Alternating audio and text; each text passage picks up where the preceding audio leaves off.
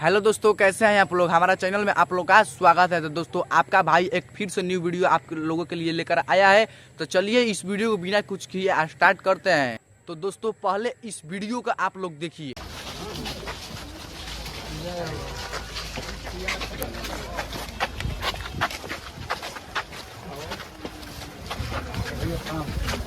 देखो काराकाट की धरती दिला रही है आपको फिर से।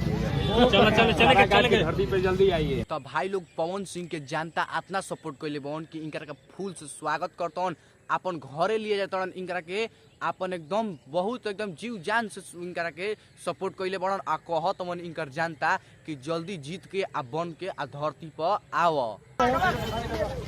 मुखिया जी मुखिया जी हाँ मुहूर्त दिया हो गई कहीं से बैठे दीजिए वही ले लेते वही ले लेते बैठे।